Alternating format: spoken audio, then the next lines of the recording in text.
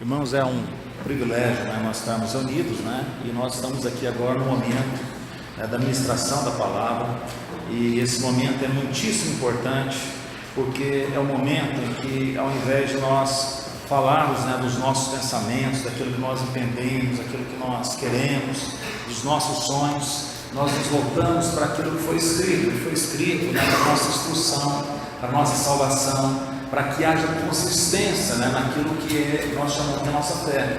A fé, ela vem pelo ouvir da palavra de Deus. Existem muitas palavras que são ditas, que são soltas nesse mundo. Existem muitas boas intenções, e o fato é que todos nós, sem exceção, nós temos um tempo de vida. Nós nascemos, crescemos, enfim, e chega um tempo que nós morremos, às vezes com mais idade, com menos idade. Existe morte de adolescentes, de jovens, de crianças, mas o importante é nós sabermos que isso não é simplesmente um acaso, isso não é toda a vida. Enquanto nós vivemos, nós temos a oportunidade de nós nos conectarmos, de nos reconciliarmos com aquele que é o Todo-Poderoso, aquele que criou os céus e a terra, aquele que nos informa através da palavra que essa morte que tanto nos incomoda, que nós não nos conformamos com ela, que todos os desacertos, os desencontros que existem em toda a comunidade, em toda a família, os desafios, tudo isso vem porque um usurpador, um oportunista, um ser de sombras, entrou e seduziu e tomou a dianteira. Nós caímos na sua conversa, e por isso nós nos tornamos pessoas pecadoras, pessoas contraditórias, que ao mesmo tempo que tem uma habilidade, uma capacidade, tanta coisa linda no coração, de pensar tanta coisa bonita, tanta coisa que contempla a todos, ao mesmo tempo nós somos capazes de desejos individualistas, de decisões egoístas, de vinganças, de coisas que aflige, essa contradição que todo ser humano vive. E a verdade é que nessa perdição, nessa contradição, nós não conseguimos sair disso por nós mesmos.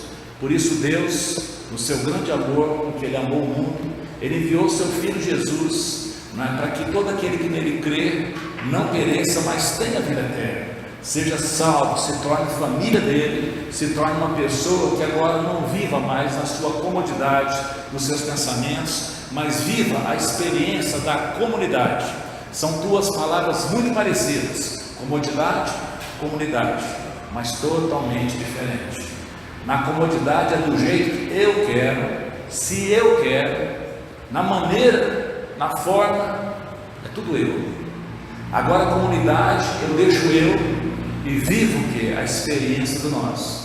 É extremamente desconfortável, mas é a salvação, porque é no individualismo, no isolamento, que nós morremos, que nós nos deterioramos, e que os pensamentos malignos, terríveis, se multiplicam na nossa cabeça. Mas é na comunidade que nós somos curados. Por isso nós somos chamados a viver o que? A comunidade dos santos, a congregação dos justos. Isso é um processo que vai acontecendo à medida que nós vamos nos apropriando, que a palavra de Deus vai se apropriando do nosso coração. Então nós vamos sendo transformados. Então isso não é uma utopia, isso não é um pensamento, isso não é um mover que nós estamos aqui nos esforçando para fazer algo diferente. Isso é uma revelação que vem dos céus, e isso está narrado nos evangelhos: o evangelho de Mateus, de Marcos, Lucas e João. E nós estamos aqui nesses dias fazendo a exposição do evangelho de Marcos, o segundo dos evangelhos, um evangelho que apresenta Jesus de uma maneira muito prática, um servo que se coloca em favor dos outros. Hoje nós vamos fazer a exposição do capítulo 5 de Marcos, e eu creio, sei que a semente que vai ser plantada hoje, ela vai produzir muitos frutos naqueles que têm ouvidos para ouvir aquilo que Deus tem a dizer. Então esse momento é um momento muito importante, porque não é um momento de conselhos humanos, mas de nós ouvirmos as histórias que aconteceram, e o significado, e a maneira como essas histórias são vivas, e vivificam as nossas vidas. aqui diz assim, no Marcos capítulo 5: entrementes, chegaram a outra margem do mar, a terra dos Gerazenos. Ao desembarcar, não tardou, outra versão fala, logo veio dos sepulcros ao seu encontro um homem possesso de espírito imundo, o qual vivia nos sepulcros, e nem mesmo com cadeias alguém podia prendê-lo, porque tendo sido muitas vezes preso com grilhões e cadeias, as cadeias foram quebradas por ele e os grilhões despedaçados. Ninguém podia subjugá-lo, andava sempre de noite e de dia, clamando por entre os sepulcros e pelos montes, ferindo-se com pedras. Quando de longe viu Jesus, correu e o adorou, exclamando com alta voz: que tenho eu contigo, Jesus, Filho do Deus Altíssimo? Conjuro-te por Deus que não me atormentes. Porque Jesus lhe dissera: espírito imundo, sai desse homem. E perguntou-lhe: qual é o teu nome? Respondeu ele: Legião é o meu nome, porque somos muito. E rogou-lhe encarecidamente que não os mandasse para fora do país. Ora, passava ali pelo monte uma grande manada de porcos, e os espíritos imundos rogaram a Jesus, dizendo: manda-nos para os porcos, para que entremos neles. Jesus o permitiu.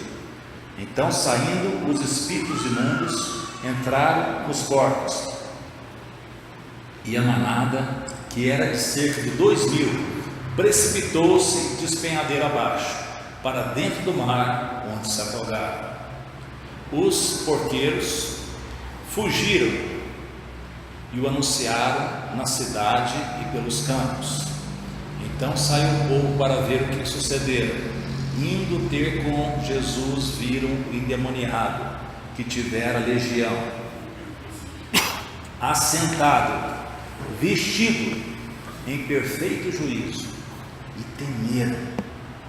Os que haviam presenciado os fatos contaram-lhes o que acontecera ao endemoniado e acerca dos porcos, e entraram a rogar-lhe que se retirasse da terra deles. Ao entrar Jesus no barco, suplicava-lhe o que for endemoniado que o deixasse estar com ele. Jesus, porém, não lhe permitiu, mas ordenou-lhe: vai para a tua casa, para os teus, anuncia-lhes tudo o que o Senhor te fez e como teve compaixão de ti.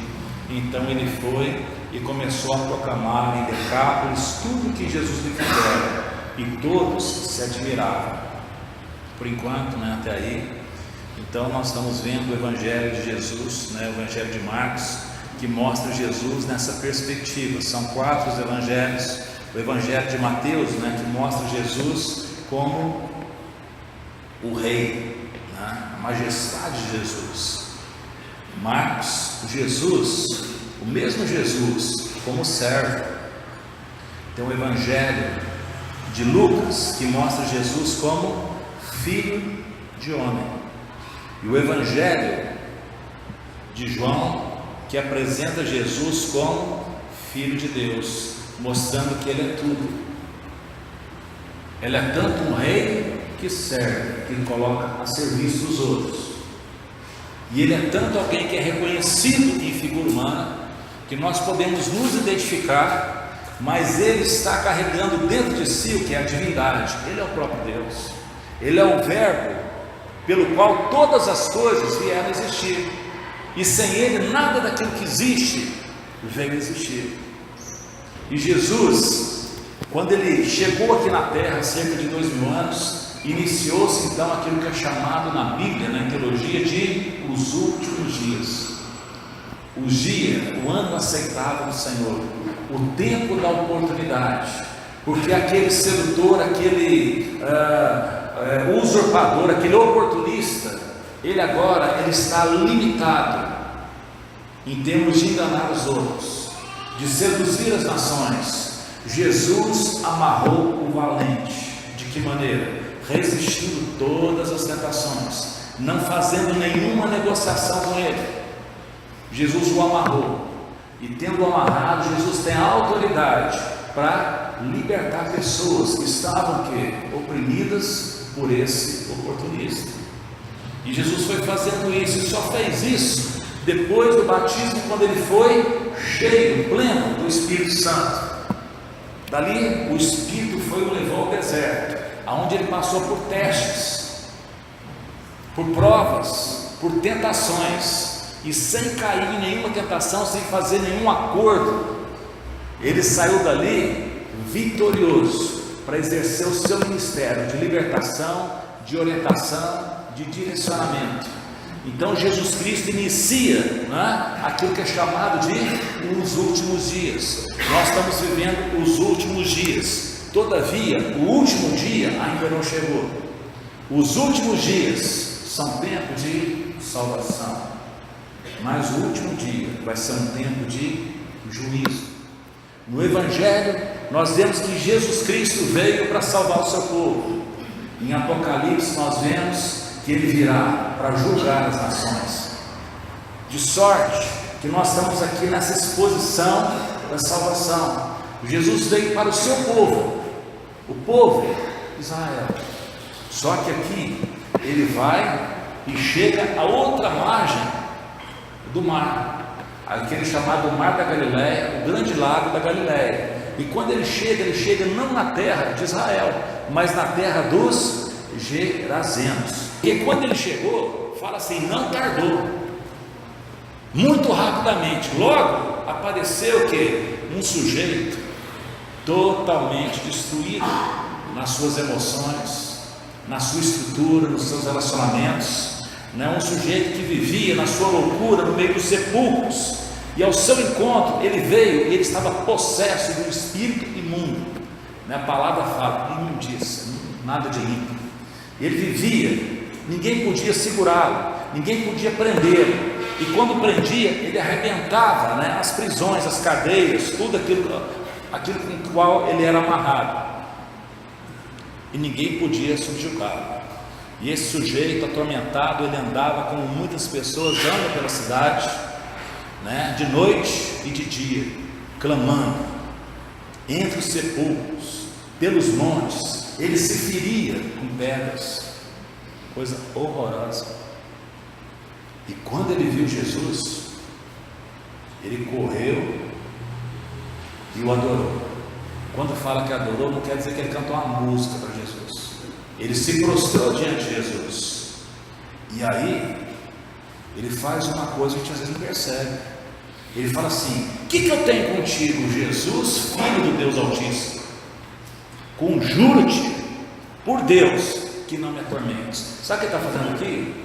Um exorcismo ao contrário. Ele está expulsando Jesus.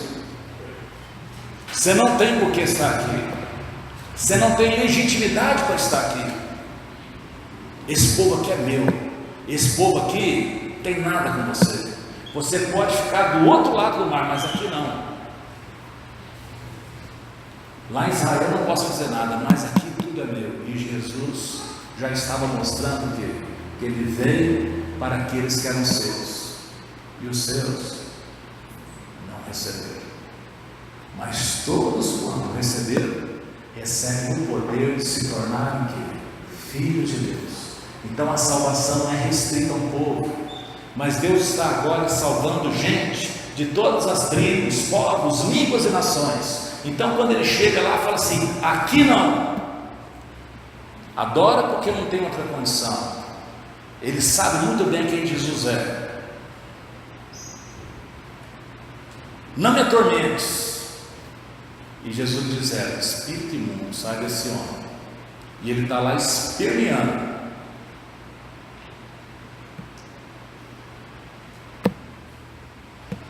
Jesus fala: qual que é o teu nome? Legião é o meu nome.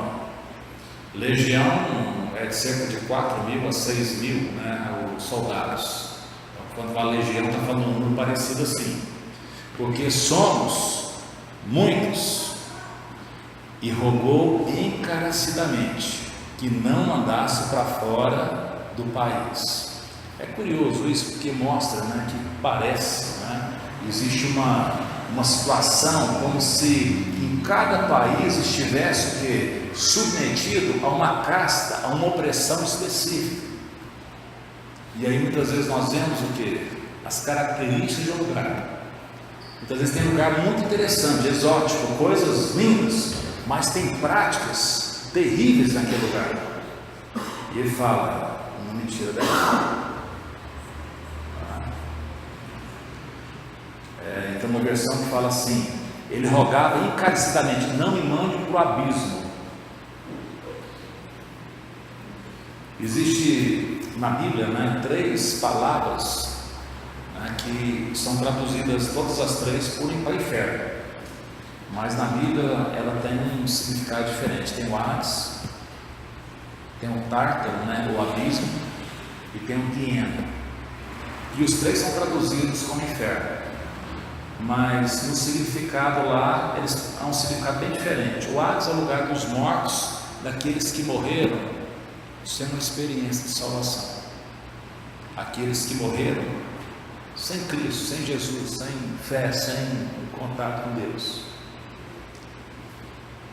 Tem o Tártaro, o abismo, que é o lugar que por algum motivo alguns espíritos desses maus, desses seguidores, né, do usurpador, do oportunista, da serpente antiga, do dragão vermelho, Satanás, diabo, enfim, né, alguns foram aprisionados ali por algum motivo que nós não sabemos, por eles serem terríveis, não sei. Tem alguns que vão ser soltos em momento oportuno, mas eles estão ali o quê? Em cadeia, estão por ali. E tem um Guiena, que é o pior de todos os lugares, que aparece na Bíblia lá como o lago do fogo e enxofre, onde no final, né, todo o Hades, o abismo, né, e todos os inimigos de Deus, todos aqueles que não quiserem nada com Deus, é para lá mesmo que eles vão, né? Aí a pessoa fala, que maldade. Não é maldade, né? Uma pessoa que não gosta da palavra de Deus, não gosta de Deus, não gosta dos irmãos, não gosta da comunhão, não gosta de nada, o que uma pessoa dessa vai fazer no céu? Não tem nada para fazer lá. Vai ser uma tortura para ela viver o quê? No céu. Então essas pessoas vão viver o quê? De maneira apartada, porque não se engane, meu querido irmão, minha querida irmã, né? A nossa vida não se reduz a esses poucos anos aqui na terra. O projeto e plano que Deus tem para você é de uma eternidade, e isso pode ser tanto uma vida eterna, como também pode ser o que? Uma morte eterna, sabe? Por mais que nós possamos querer forçar a nossa tendência humanista, de querer julgar Deus, que Deus vai fazer isso, que Deus vai fazer aquilo, porque Deus não pode fazer aquilo outro, como se nós tivéssemos alguma compreensão, algum entendimento, no sentido de poder aconselhar Deus. Deus vai fazer o que Ele fala que Ele vai fazer. E nesse tempo, o que Deus está dando a todas as pessoas é a oportunidade da salvação. Jesus simplesmente atravessou o mar por conta de um sujeito atormentado, um sujeito ferido, um sujeito destruído, um sujeito excluído da sua família, excluído da comunidade, que vivia um tormento sem fim, e Jesus foi lá, perguntou, quem está morando aí dentro dessa pessoa? Sai daí. Uma pessoa não é para ser habitação de demônios, uma pessoa é para ser livre, não é para ser ambiente de imundícia, mas é para ser limpo. E esses demônios, assustados, porque eles sabem qual é o destino, mas tipo assim, o que você está fazendo antes da hora? Ainda não é a hora de você fazer isso não, conjuro que sai daqui. Eles falam, não deixa a gente ir para o abismo. Bastava ali uma grande manada de porcos, e os espíritos imundos rogaram, deixa a gente para o porco, porque viu que Jesus estava inflexível. Jesus não estava cedendo em nada. Então tipo assim, deixa a gente ir para os porcos, porque você imagina, esse lugar aqui realmente para o judeu era um lugar terrível. O cara vivia no meio dos sepulcros, que já era uma coisa complicada, né? Ele estava possesso de espírito imundo, outra coisa complicada. E ainda vivia o que? No meio dos porcos. Outra, quer dizer, esse cara aqui estava o quê? Para o judeu, encrencado que é na última. Deixa a gente ir para os porcos. Deixa que a gente entre ali. E Jesus permitiu. Então os espíritos imundos entraram nos porcos. O que aconteceu? O que acontece aonde tem imundícia, aonde tem um espírito, aquilo que ele faz de melhor, que é o que? Destruir. Aí houve um suicídio coletivo dos porcos. É tão imundo que nem porco que aguenta aí, prefere morrer. E pularam do precipício, despenhadeira abaixo, para dentro do mar, e ali eles se afogaram. Aí os porqueiros, né? Porqueiro é o pastor de porco, né? Pastor de ovelhas é chamado de pastor, agora de porco é porqueiro, né? Fugiram e anunciaram pela cidade e pelos campos. Jesus tem uma maneira peculiar de ter os seus evangelistas, né? Você vê aqui os porqueiros, né? Teve uma ocasião que tinha uma mula, né, que estava ensinando lá o profeta. Aqui já são os porqueiros, né? Então saiu o povo para ver o que sucedeu. Indo ter com Jesus, eles assustaram, porque eles viram aquele sujeito que era atormentado, endemoniado, o que tiver a legião, assentado, vestido e em perfeito juízo. Muito mais do que a bagunça toda, é ver uma pessoa louca, totalmente centrada, equilibrada, sóbria. E os que haviam presenciado os fatos contaram-lhe o que acontecera ao endemoniado e acerca dos porcos, e entraram a rogar-lhe que retirasse da terra deles. Ao entrar Jesus no barco, suplicava. Você vê, Jesus fez uma coisa maravilhosa. E o que as pessoas preferiram? Sai daqui. Deixa a gente viver do jeito que nós vivemos. Deixa nós vivermos com os nossos loucos. Muitas vezes um louco alivia para a gente, na verdade. Porque você fala, pelo menos eu não sou como aquele ali. Parece que eu estou melhor, né? Não estou não. Porque eu estou me comparando aqui com coitado, eu não bate bem os pintos, eu não bate. Nosso olhar tem que estar fixo onde? No autor e no consumador da nossa fé. A gente não tem de administrar a sociedade, a gente tem de olhar para Jesus, e certamente nós somos o que? Um agente de mudança nessa sociedade. Não é que nós somos melhores do que ninguém, nós estamos todos, sem exceção, no mesmo barco. Mas quando Jesus está no nosso barco, nós estamos seguros contra as tempestades, contra as loucuras, contra as tentações, apesar das nossas limitações, daquilo que nós estamos sujeitos, de dia e de noite. Jesus é o que é a nossa vida, Ele é a verdade, o caminho, a vida, esse Jesus que é sem estereotipo, sem aquela coisa que fica, aquela religiosidade repugnante, aquela palavra afetada, mas esse Jesus que se importa com o que sofre. E o que Ele quer fazer é trazer o que? Libertação. O que Ele vem trazer é liberdade para o cativo, saúde para o enfermo, orientação para o perdido, saúde para o doente, eternidade para aquele que é mortal. Jesus estava ali e tudo que esse que tinha sido endemoniado queria era ir com Jesus. E Jesus geralmente deixava, mas nesse caso ele não deixou. E por que ele não deixou?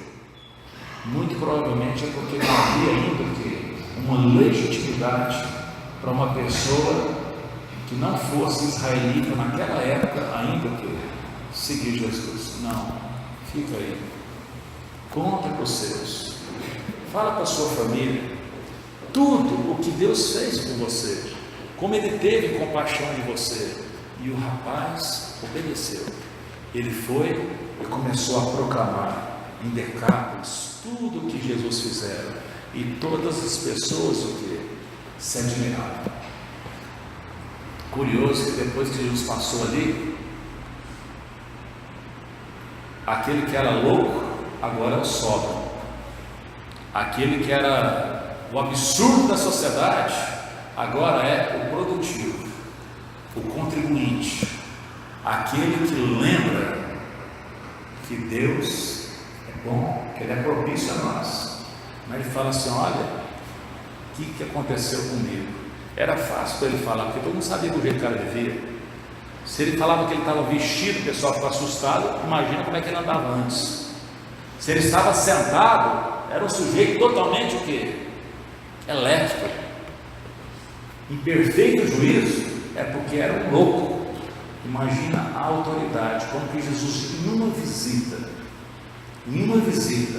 ele marca um povo.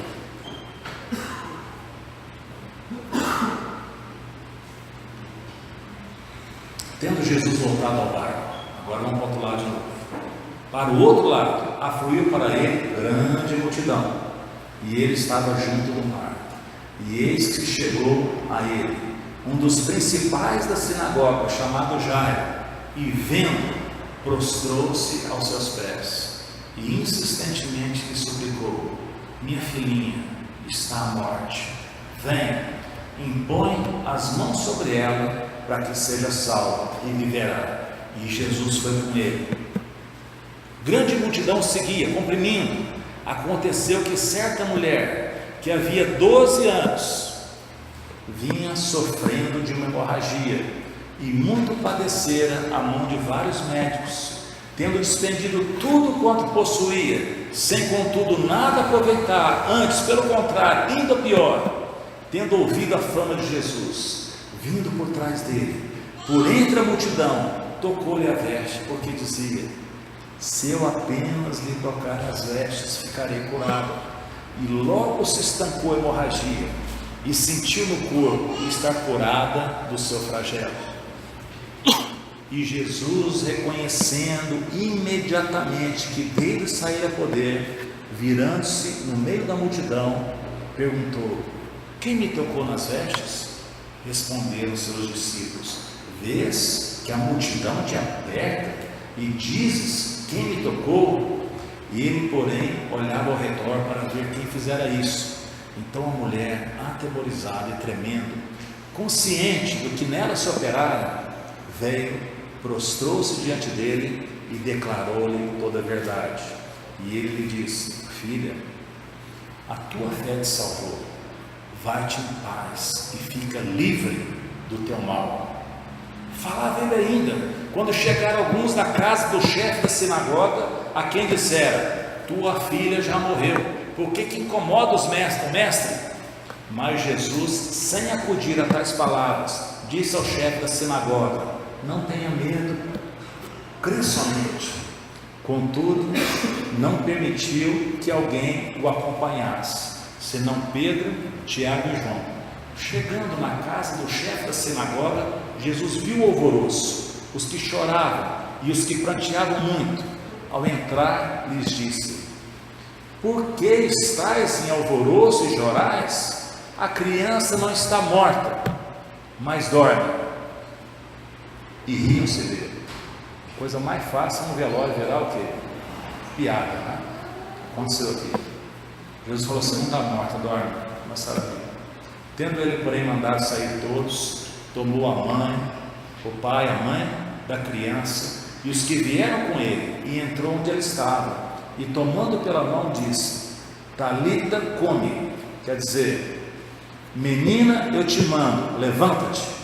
E imediatamente a menina levantou-se e pôs em pé a andar, pois tinha 12 anos. Então ficaram todos sobremodo admirados. Mas Jesus ordenou-lhe expressamente que ninguém o soubesse e mandou que lhe desse de comer a menina. Logo depois, então, daquele episódio, né, da cura, né, daquele endemoniado, né, de todo aquele alvoroço que Jesus faz do outro lado do mar da Galileia, né, porque as pessoas não o rejeitam, mas ele não vai embora sem deixar um agente de transformação. Aquele que era endemoniado ficou lá como evangelista para contar as maravilhas de Deus, o poder de Deus, e para contar o que? Olha o que aconteceu comigo. Foi ele. Ele volta, e aí vem aqui agora um sacerdote, um chefe da religião, né, tipo um pastor importante, alguma coisa assim, né, e fala assim: olha, vamos lá em casa, porque a minha filhinha, ela está horrivelmente doente, né? E se você for lá, se você impor a mão sobre ela, ela ficará curada. E Jesus, o que? Vamos? Tá, vamos junto, vamos lá, pronto. Indo Jesus, aparece uma mulher no caminho. E essa mulher, ela não tinha esse acesso, né? Ela estava numa situação de uma hemorragia, né? Um sangramento excessivo, né? E aquilo já estava há muito tempo. E pronto, não tinha um recurso, ela tinha gasto tudo que ela tinha, né, com os médicos, mas ninguém resolvia, e ela só piorava.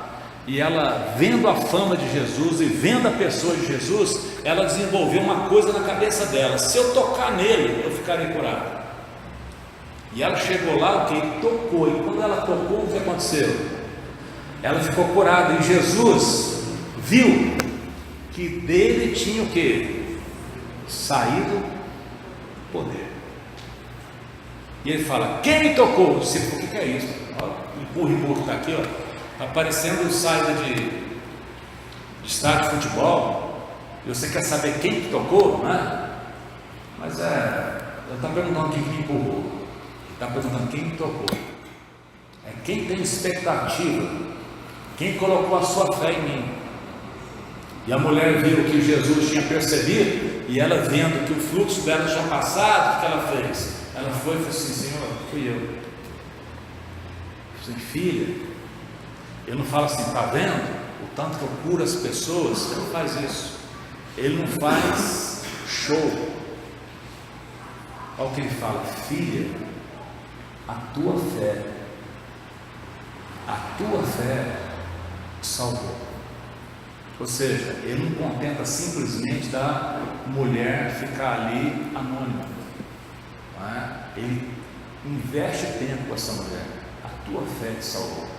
E quando ele está falando, chega lá o que? Os portadores de notícia ruim, porque tem gente que vive para dar notícia ruim, não é verdade? Que já chega falando: ô Jair, ó, deu ruim, sua filha morreu, né? Para que você está importunando o mestre? E Jesus, que age de uma maneira totalmente diferente, vira para Jairo, o chefe da sinagoga, um homem experiente, fala assim: não tenha medo, crê somente. E vai para lá, mas ele já deixa fora o que? A multidão. Eu acho tão importante, né, de ver que Jesus não transforma situação de ajuda às pessoas em shows, em marketing. Ele não quer expor as pessoas, ele quer proteger as pessoas, vestir as pessoas, curar as pessoas, trazer vida para as pessoas. E ele leva só 3 com ele, sabe? E chega lá e dá uma boa notícia no funeral: o defunto não é defunto, só está dormindo. E o pessoal começa a ver como trabalhar. O que ele faz? Aí ele faz uma coisa: qual a hora acabou, pode ir embora. Dá uma chispa, né? A porta da rua serventia da casa, tchau. Por quê? Porque só quem crê vai ver a glória de Deus. Aqui não é para fazer espetáculo de ninguém. E fica a mãe, o pai, esses discípulos mais próximos, e com a menina. E aí ele vai lá, o quê? Talita como diz: menina, eu te mando, levanta-te. E a menina levantou, e ela tinha a mesma idade daquela mulher, a mesma idade da enfermidade daquela mulher. Aquela mulher estava enferma de uma hemorragia há 12 anos, essa menina tinha 12 anos. Jesus foi e ressuscitou a menina, curou a mulher. E quando as pessoas estão admiradas, Jesus fala assim: ó, primeira coisa, não é para contar para ninguém. E eles obedeceram? Não, até nós estamos sabendo aqui, que nem lá não estamos sabendo. E outra coisa, vão tocar a vida, dar comida para essa menina, né? Não custaria nada para Jesus o que? Ter ressuscitado ela de barriga cheia. Mas Jesus não fez isso, né? Parece que Jesus faz um esforço para que aquilo que a gente chama de sobrenatural seja o quê? Completamente natural. Ele é o Deus conosco, Ele é o Emmanuel, Ele é o nosso amigo, né? Se você tem alguma dúvida, não tem problema, conversa com Ele, né? Chega lá, fecha a porta do quarto e fala com toda sinceridade. Às vezes você vai falar assim: ó, estou passando um louco, não tem problema. A gente aprende, né? Aprende lá no Apocalipse que as nossas orações, elas influenciam em muitas coisas que acontecem aqui na terra. Às vezes a gente não sabe nem orar como convém, mas Deus tem uma atenção muito grande a toda pessoa que com sinceridade o busca. Aquele que, como aquela mulher, fala assim: olha, puxa, se eu conseguir tocar nele, eu ficarei curada do meu mal. Ele é o mesmo hoje que foi ontem, e ele vai ser o quê? Para sempre. Nesse tempo de salvação, é tempo de nós sermos pessoas inconformadas, não é revoltadas, mas é pessoas que não andam na conformidade desse mundo. Se nós temos dificuldades, vamos até Jesus. Ele deu jeito naquele louco endemoniado de Gadara, de Nazaré. Ele deu jeito na hemorragia daquela senhora, e ele trouxe uma alegria numa família lutada com a ressurreição, com a ressuscitação daquela filhinha. O mais importante não é nem esses milagres, mas é a maneira como Jesus foi recebido por essas pessoas. E muitas vezes nós vamos racionalizando a nossa vida, e de repente parece assim que não existe mais possibilidade de mudança para a gente. Mas existe. Ele não mudou, Ele é o mesmo, e Ele nos ama. Amém, meus queridos? Que Deus possa abençoar a sua vida, sabe? As nossas vidas, e que nós possamos aproveitar a oportunidade da salvação nesse tempo em que a salvação está sendo oportunizada. Que nós possamos pedir, né, que Jesus possa fazer diferença para a nossa família, né, que nós possamos ser agentes dessa salvação. Eu estava lendo uma frase que eu achei muito interessante, mas muito, tá? Parece que foi aquele Papa que foi antes desse que está aí. Esse é o Francisco, né? O Ratzinger lá, que é o Bento XVI. Ele falou, né, que por conta até da reforma protestante, mas ele soltou uma frase lá que quebra a gente. Ele falou assim que a igreja não está precisando de reformador, a igreja está precisando de santo. Falador tem demais, mas gente compromissada, gente que se deixa transformar, e gente que deixa com que essa palavra transborde na vida, e que trate Jesus, o Rei dos Reis, o Senhor dos Senhores, que vence todas as batalhas. É dessas pessoas, né, que a igreja está precisando. Que Deus nos dê a graça de sermos pessoas que creem, pessoas que se deixam transformar, para que a nossa vida não seja uma vida vã. Amém? Nós vamos ter agora o tempo nosso de oração. O nosso pastor Sérgio vai estar conduzindo, né, esse tempo de oração, e é um tempo muitíssimo importante, porque tudo é santificado pela palavra e pela oração.